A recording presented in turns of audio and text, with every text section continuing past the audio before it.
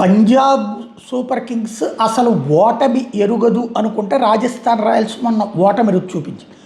264 లక్ష్యాన్ని సైతం ఈజీగా ఛేదించి పడేసినటువంటి పంజాబ్ సూపర్ కింగ్స్కి మొన్న రాజస్థాన్ రాయల్స్ దెబ్బ కొట్టినటువంటి చూసాం.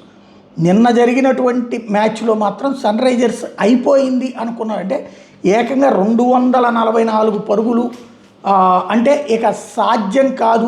ఫస్ట్ అయితే కనుక సన్ రైజర్స్ ఓపెనింగ్ అటు అభిషేక్ కావచ్చు, ఇటు పక్కన హెడ్ కావచ్చు, అద్భుతంగా ఆడి వాళ్ళకి అవసరమైనటువంటి పరుగుల లక్ష్యాన్ని చాలా వరకు తగ్గించేశారు. కానీ వరుసగా ముగ్గురు అవుట్ అవ్వడం, ఆ దెబ్బతో అయిపోయింది అనుకున్నటువంటి సిచ్యుయేషన్లో చివరిలో మరోవైపు క్లాసెస్ కావచ్చు, ఇంకో పక్కన ఈ నితీష్ కావచ్చు, ఇద్దరూ కలిసి నిలబడి ఆడటంతో ఈజీగా విజయం సాధించేశారు. 18.4 ఓవర్లలోనే విజయం సాధించారు. మొన్న 264 పరుగుల రోజున విచిత్రం ఏంటంటే కేఎల్ రాహుల్ సెంచరీ చేస్తే సెంచరీ చేసిన జట్టు ఓడిపోయింది. ఏది ఇంకా 7 బంతులు మిగిలి ఉండగా. ఇప్పుడు నిన్న అంతే సెంచరీ చేసింది రికెల్టన్ను ఇటు పక్కన వీళ్ళ తరపున.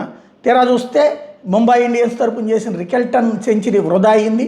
ఈ దఫా సెంటిమెంట్ ఏంటి, సెంచరీ చేసిన జట్టు ఓడిపోతుంది, ఆ అవతల జట్టు గెలుస్తున్నటువంటి పరిస్థితి ఉంది.